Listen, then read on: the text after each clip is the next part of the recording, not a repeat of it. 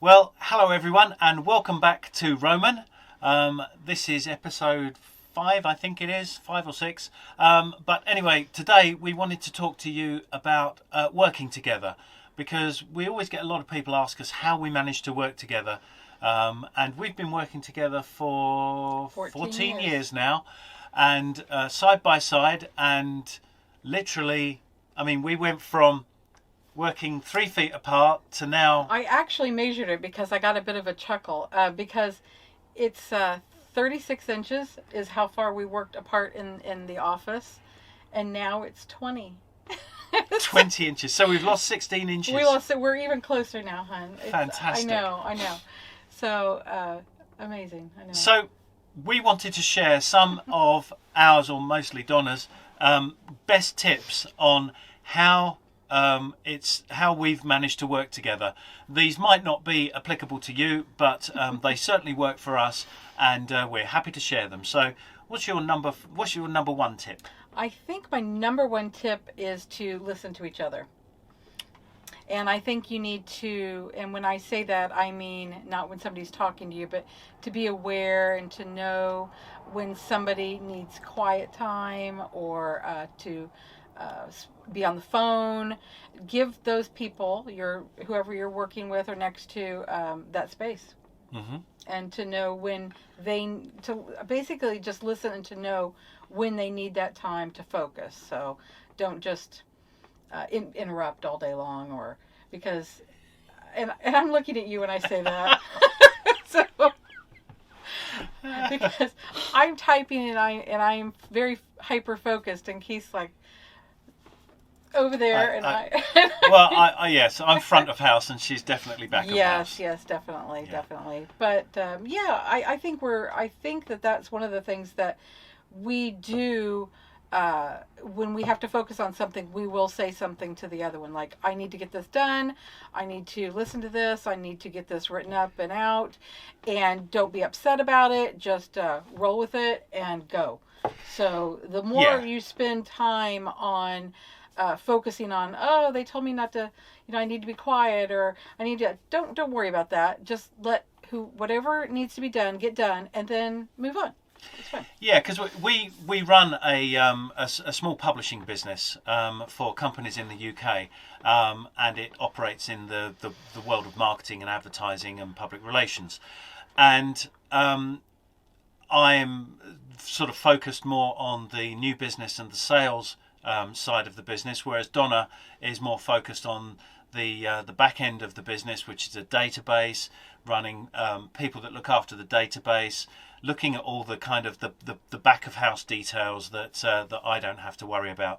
And the interesting thing I think about it is that neither of us could do the job that we do without the other person. So we are very dependent on each other's ability to show up every day, which I think is important.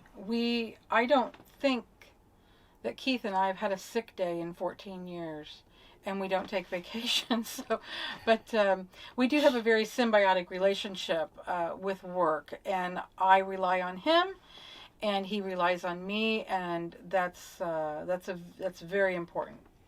Yeah, and I think in terms of morale, I'm not trying to jump ahead on points or anything else on your talking points, but in terms of morale, it works for us because we're very different personalities, and sometimes I can be very up and Donna can be very down, or it can flip the other way, and we're there for each other to help each other. And I think that we're never, when we are on the same page emotionally, when we're both in a great, fantastic mood or whatever, it's unstoppable, and it's very, very funny. But, you're there for each other, and I think that counts for a lot. That's true. And it doesn't have to be serious 100% of the time. No. Just yesterday, I was laughing so hard in the office I could hardly stand it. I won't get into it, but it was something my mother had done that was so funny. And she couldn't even tell me what was wrong because she was laughing so hard. And that is infectious, and that's like one of the highlights of the day. Exactly. Then, isn't it? God bless her. So exactly, there are most of the majority of the time it's very, very serious, but there's also moments where you you just have to laugh. There's moments where we might turn a little music on in the background when Keith isn't on the phone or Zoom call. And we do have a playlist on our website, yes, a Spotify playlist as well, if anybody's interested in 'Cause what we listen to. It's all over the map. It is all over. Literally all over the map. So, but yeah, I think listening to each other and being tuned into what the other person needs and not being upset if they need it. Okay, so next?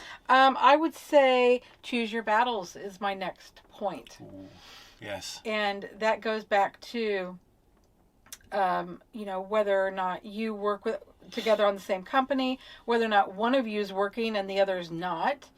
When you obviously choose your battles wisely. And when... Go ahead.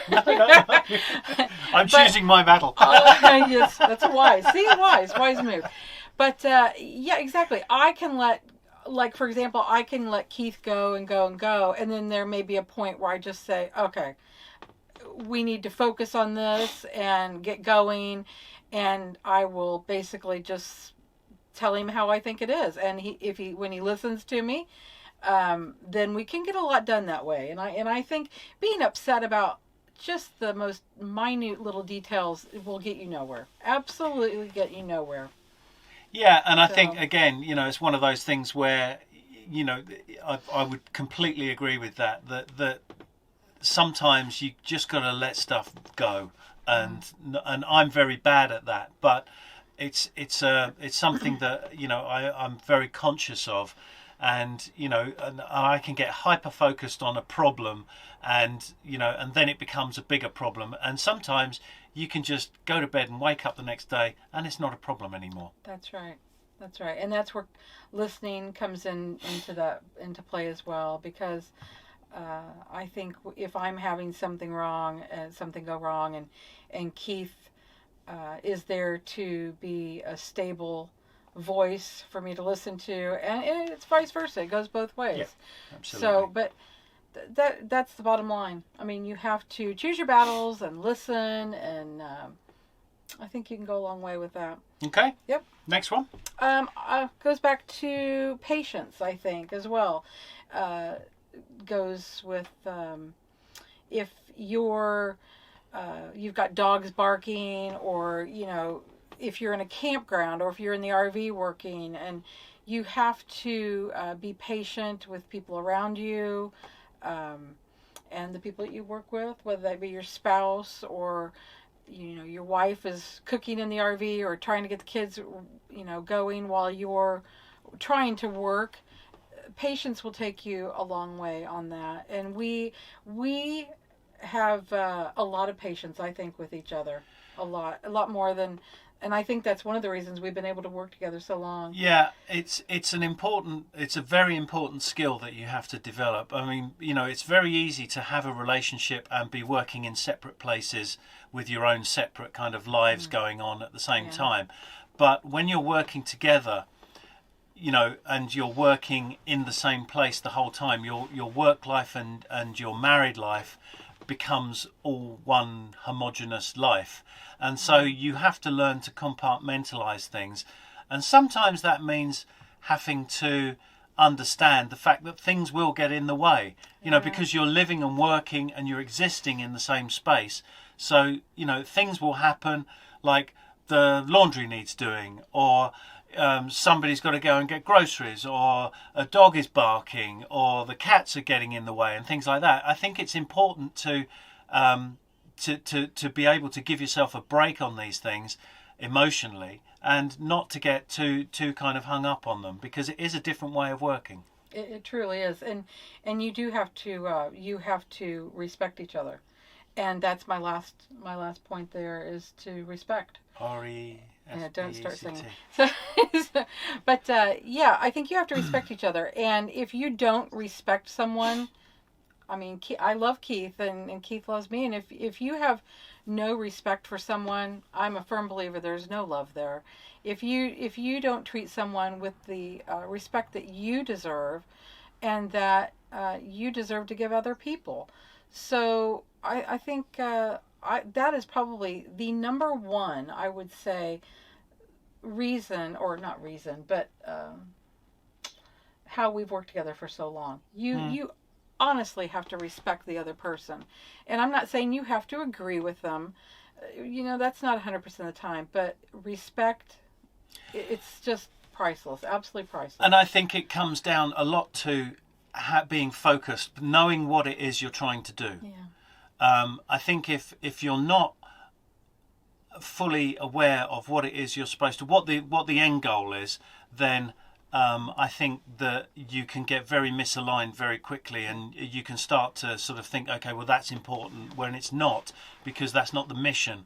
I mean, we remind ourselves nearly on a daily basis what our mission is, and it's become a mantra. It's something. It's not like a corny chant or something else like that, but it's just something that we do. Like, does this meet our objective? And if it does, then yes, then we'll look at it. If not, we forget about it. Exactly. And with that being said, we are flexible as well, but we won't get into like our business or anything like that. But we do listen to each other when it comes to things. And like Keith was saying earlier, sometimes we will have to walk away and wait a day and chew on it, think about it. Maybe that person's right. And because we're not always right, none of us are always 100% right. We always think we are. But when we walk away, we'll come back, and a lot of times we will meet halfway. Or if I agree with what he's saying, then I'll go along with it. But you don't have to agree 100% of the time, but you have to be respectful of people's ideas and opinions. You learn the art of deal making, don't you? Yeah, I guess so. The art of deal making, and it is, it does involve compromise. And I think a lot of people say the word and don't actually understand what compromise means.